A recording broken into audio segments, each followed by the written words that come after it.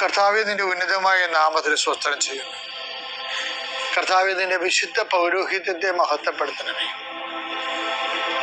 കർത്താവേ, സഭയിലുള്ള സാന്നിധ്യം പ്രകടമാക്കണമേ. 40 വർഷം ഞാൻ അർപ്പിച്ച കൃപാനയുടെ യോഗ്യതയാൽ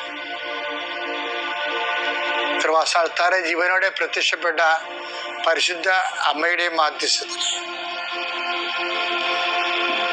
ഈ പ്രാർത്ഥന പ്രതീക്ഷിച്ചുകൊണ്ട് ലോകം മുഴുവനും വിവിധ സ്ഥലങ്ങളിലെ ജാഗ്രതയോടെ ഇരിക്കുന്ന ഓരോ മകന്റെ മേലും മകളുടെ മേലും കർത്താവേ, നിന്റെ തിരുമുറുവാർന്ന വലതുകരം ആണിപ്പെടുന്ന അത്ഭുതകരം വെക്കണ പ്രാർത്ഥിക്കുന്നു. കർത്താവ് യാത്ര ചെയ്യുന്ന മക്കള്, കർത്താവ് ഇന്റർവ്യൂ ഉള്ള മക്കള്, കർത്താവ് പരീക്ഷ എഴുതുന്ന മക്കള്, അനേകം മക്കൾ ആശീർവാദം വാങ്ങിച്ച് പോയിട്ടുണ്ട് പരീക്ഷ എഴുതാൻ വേണ്ടി. അവരെല്ലാം കർത്താവെ ആശീർവദിക്കണം. പരീക്ഷ സമയങ്ങളിൽ കർത്താവെ അങ്ങ് അവിടെ കൂടെ വസിച്ചുകൊണ്ട് അവർക്ക് ചിലർക്ക് പരീക്ഷ എഴുതുന്നതിന് പ്രയാസമുള്ളവരുണ്ട്, ചിലർക്ക് ഓർമ്മ കിട്ടത്തില്ല, ഓർത്തെടുത്ത് കമ്പ്യൂട്ടറിൽ കറുപ്പിക്കാനോ വെളുപ്പിക്കാനോ പറ്റാത്തവരുണ്ട്, തീരുമാനം എടുക്കാൻ താമസം എടുക്കുന്നവരുണ്ട്. അവരെല്ലാവരെയും ഈശോയുടെ നാമത്തിൽ ഞാൻ ആശീർവദിക്കുന്നു. കുടുംബത്തിലെ പ്രത്യേക അവസ്ഥ കൊണ്ടും പിന്നെ ഹോസ്റ്റലിൽ അവിടെയൊക്കെ നിൽക്കുന്നവർ ഭക്ഷണമില്ലായ്മ കൊണ്ടും നല്ല ഭക്ഷണം കിട്ടാത്തത് കൊണ്ടും അവന് ഉറക്കമില്ലാത്തത് കൊണ്ടും വയറൊക്കെ മോശമായിരുന്നതുകൊണ്ടും പല ആൾക്കാർക്കും പലതരം ശാരീരികമായ പല അവശതകളും ഉള്ളത് കൊണ്ടും പല കാര്യങ്ങളെയും ബാധിക്കുകയും വേദനിക്കുകയും നിരാശപ്പെടുകയും സങ്കടപ്പെടുകയും എന്ത് ചെയ്യണമെന്ന് അറിയാൻ പാടില്ലാതെ ഒരാശ്വാസമില്ലാതെ പരക്കം പാകുകയും ചെയ്യുന്ന എല്ലാ മക്കളെയും ഞാൻ കൃപാസ്ഥാനത്താറെ ജീവനോടെ പ്രത്യക്ഷപ്പെട്ട പരിശുദ്ധമ്മയുടെ മാധ്യസ്ഥത്തിലെ നിന്നെ യേശുനാമത്തിൽ ആശ്രയിക്കുന്നു. ദൈവത്തിലെ നീ അനുഗ്രഹിക്കപ്പെട്ടവളാണ്, നീ അനുഗ്രഹിക്കപ്പെട്ടവരാണ്. നിന്റെ വഴികളിൽ നീ ഇന്ന് പോകുന്നിടത്തെല്ലാം കർത്താവ് നിന്നെ അനുഗ്രഹിക്കും. നിന്റെ വഴികളിൽ നീ ഇന്ന് സംസാരിക്കുന്നിടത്തെല്ലാം കർത്താവ് നിന്നെ അനുഗ്രഹിക്കും. ദൈവത്തിലെ നിന്റെ ഓരോ ഉദ്യമങ്ങളും നിന്റെ ഓരോ ചിന്തകളും നിന്റെ ഓരോ തീരുമാനങ്ങളും അത് അനുകൂലമാണ് നടക്കാനും അനുകൂലമല്ലെങ്കിൽ നിനക്കെതിരാണെങ്കിൽ നടത്താതിരിക്കാനും കർത്താവിൻ്റെ പരിശുദ്ധാത്മാവ് നിന്നെ ഗൈഡ് ചെയ്യട്ടെ. എൻ്റെ കർത്താവിൻ്റെ ഉന്നതമായ നാമത്തിൽ സഭയുടെ അധികാരത്തിൽ കുരിശിൻ്റെ അടയാളത്തിൽ ദൈവത്തിൻ്റെ ശക്തിയാൽ ഇന്ന് നീ ചെയ്യുന്ന മുഴുവൻ കാര്യങ്ങളുടെ മേൽ ദൈവത്തിൻ്റെ കൃപ ചൊരിയട്ടെ. പരിശുദ്ധ അമ്മ ദേവമാതാവ് നിനക്ക് വേണ്ടി മധ്യസ്ഥം വഹിക്കട്ടെ. പിതാവിൻ്റെയും പുത്രൻ്റെയും പരിശുദ്ധാത്മാവിൻ്റെയും നാമത്തിൽ. എൻ്റെ പ്രിയപ്പെട്ടവരെ, പിന്നെ ഉണ്ടല്ലോ ചില ആൾക്കാർ ദൈവമായിട്ട് ഒരു പ്രാവശ്യം ചോദിക്കും, രണ്ടാമത്തെ പ്രാവശ്യം ചോദിച്ചില്ല, പിന്നെ ആ വഴിക്ക് പിന്നെ അവർ വരത്തില്ല.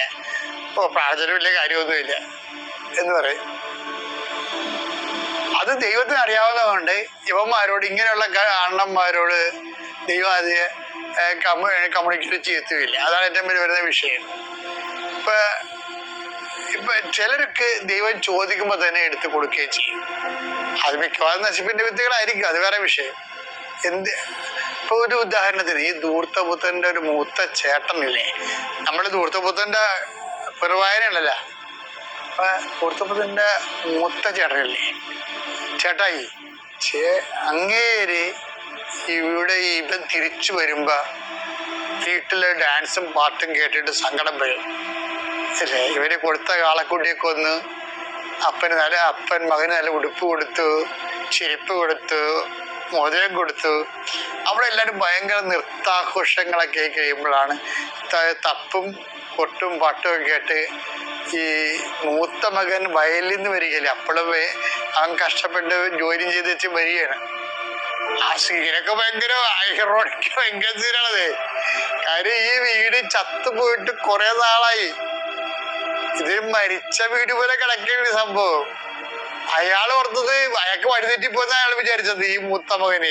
കാര്യം ഇങ്ങനെ സംഭവിക്കുന്നത് നമ്മുടെ വീട്ടിലെ അങ്ങനെ സംഭവിക്കണെ കുറിച്ച് അയാൾ ചിന്തിക്കണില്ല. അത് ആരൻ്റെ വീട്ടിൽ അടിയന്തരം നടക്കണമെന്ന് അയാൾ ചിന്തിച്ചത്. വന്ന് നോക്കിയോ ആദ്യം സിമ്പിളല്ലേ, നമ്മുടെ വീട്ടിലാണ് ഈ വേല പടയനും മുഴുവനും അയാൾക്ക്. അപ്പൊ അയാളൊരു വേലക്കാരനെ വിളിച്ചു പറഞ്ഞു, മറ്റേ വന്നേട്ടാ, ആള് വന്നിട്ടുണ്ടേട്ടാ. അയാളാ ജീവനോടെ കിട്ടിയ അപ്പം ഭയങ്കര സന്തോഷത്തിലാണ്. കാളേക്കുന്ന് അടിയന്താ നടത്തി കണ്ടിങ്ങനെ പാട്ടും ഡാൻസും. അവൻ അപ്പൊ തന്നെ ഇടിവെട്ടുകൊണ്ട പോലെ കനച്ചൊരു ഒമ്പത് ഇങ്ങനെ നിൽക്കുക. അപ്പൊ അപ്പൻ പിരിമാറ്റി ജല്ലക്കിടക്കൂടെ നോക്കുമ്പോൾ തൊണ്ട് നിൽക്കണ ഒരു രൂപം കനച്ചു നിൽക്കാണ്. അപ്പന്റെ ചങ്കന്ന് പിടച്ച് കാര്യം ഇവരെങ്ങനെ നാട് വിട്ടു പോയാ എന്ത് ചെയ്യും, ഇതുപോലെ പോയാ എന്ത് ചെയ്യും. അപ്പോഴേ അപ്പന്റെ ആക്രാന്തം കാണണം. പണ്ട് ഇവരോട് ആ ക്രമം കാണിച്ചിട്ട് ഇവൻ പോകത്തില്ലായിരുന്നു. ഇപ്പൊ അപ്പനെന്താ ചെയ്യണമെന്ന് നോക്കി. 15:27 വേലക്കാരൻ പറഞ്ഞു, നിന്റെ സഹോദരൻ തിരിച്ചു വന്നിരിക്കുന്നു. അവനെ സസുഖം തിരിച്ചു കിട്ടിയത് കൊണ്ട് നിന്റെ പിതാവ് കൊഴുത്ത കാളക്കുട്ടിയെ കൊന്നിരിക്കുന്നു. അവൻ കോപിച്ച് അകത്തു കയറാൻ വിസമ്മതിച്ചു. പിതാവ് പുറത്തു വന്നു. അതേതാണ് സംഭവം. പിതാവിന്റെ ലക്ഷണം മാറി. ഈ പുറത്ത് വരുത്തിലും പിറക്കം പാച്ചിലും ഒക്കെ പുറത്തു വന്നു. പിതാവ് ലക്ഷണം പറയണ്ടായി. പിതാവ് പുറത്തു വന്നു. അവനോട് സാന്ത്വനങ്ങൾ പറഞ്ഞു. അവനോട് പട്ടാങ്ങി പറയാം. സാന്ത്വനല്ല, പട്ടാങ്ങിയാണ്. കാര്യം അവൻ വിട്ടുപോയി കഴിഞ്ഞാൽ എല്ലാം വെള്ളത്തിലാവും. അതാണ് അവന്റെ മൂല്യമുള്ളവനാണ് അവനോട് സാന്ത്വനങ്ങൾ പറയാൻ തുടങ്ങി. എന്താണ് പിതാവ് പറഞ്ഞത് കേട്ടെ?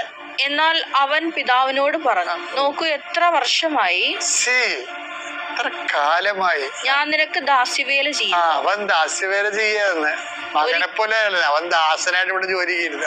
ഒരിക്കലും നിന്റെ കൽപ്പന ഞാൻ ലംഘിച്ചിട്ടില്ല. വചനം അവനെ ജോലി ചെയ്യുകയും ചെയ്യും, വചനം കേൾക്കുകയും ചെയ്യും. അതാണ് ഭയങ്കര ഒരു ഉടമ്പടി ജീവിതമാണ് അവന്റെ. ആ മൂത്ത മകന്റെ ജീവിതം ഉണ്ടല്ല, കറക്റ്റ് ഉടമ്പടി ജീവിതമാണ്. അവൻ വചനം കേൾക്കുകയും ചെയ്യും, ആ വചനം അനുസരിച്ച് വീട്ടിൽ ജീവിക്കുകയും ചെയ്യും. എങ്കിലും എന്റെ കൂട്ടുകാരോടൊത്ത് ആഹ്ലാദിക്കാൻ, എന്റെ കൂട്ടുകാരോട് ആഹ്ലാദിക്കാൻ ഒരു ആട്ടിൻകുട്ടിയെ പോലും നീ എനിക്ക് തന്നില്ല. ഇതേണ്ട ഈ അപ്പൻ ഒരു മക്കളോട് രണ്ട് തരത്തിലാണ് പെരുമാറൊക്കെ തോന്നിപ്പോവും. കാര്യം ഇത് ആട്ടിൻകുട്ടിയെ പോലും ഇവിടെ കൊടുത്തില്ല. കാര്യം ആട്ടിൻകുട്ടിയുടെ കാര്യം പറയാതിരിക്കണ നല്ലത്. കാര്യം ഈ അപ്പൻ ആലിൽ പോണത് അത് അടർത്തിച്ചാൻ പോണ പരിപാടിയൊന്നും ഇല്ല. വയസ്സാക്കായിട്ട് വീട്ടിൽ ഇരിക്കണേ അവനാണ് ഈ 100 ആടിനെയും കൊണ്ട് പോണത്. അതിൽ 10-15 ഓരോ ദിവസം പ്രസവിക്കും. അതേ 5-6 കുട്ടികളൊക്കെ ഉണ്ടാകും, 10-40 കുട്ടികളുണ്ടാകും. ഇതിന്റെ കണക്കെല്ലാം കൃത്യമായിട്ട് വൃത്തിമനയമായിട്ട് ഈ അപ്പന് കൊടുക്കുന്നുണ്ട്. ഈ അപ്പന്റെ ഇടയ്ക്ക് 10 ആടിന്റെ കണക്ക് കുറച്ച് കൊടുത്താലും അപ്പന് ഇവനെ വിശ്വസിക്കും. പക്ഷെ അവൻ ഈ മുത്തവൻ സത്യസന്ധനാ, വചനത്തിലും ജീവിതത്തിലും എല്ലാം സത്യസന്ധനാ. എന്നിട്ട് ഈ സത്യസന്ധനായിട്ടുള്ള സംഭവം എന്താണ് അത് പറയലേ? സത്യസന്ധനായിട്ട് ഇരുന്നിട്ട് കർത്താവിന്റെ കയ്യിൽ നിന്ന് ഒരു കൂട്ടുകാരുടെ കൂടെ ഉല്ലസിക്കാൻ വേണ്ടി ഇവൻ അതിൻ്റെ അകത്തൊരു ആട്ടിൻകുട്ടിയെ ചോദിച്ചിട്ട് നമ്മൾ ആട്ടിൻ ഓടിച്ചു കളഞ്ഞവരെ അവൻ. പക്ഷെ എന്നിട്ടും അവൻ കയർത്തില്ല. അതാണ് മൂത്ത മകൻ എന്ന് പറയുന്നത്.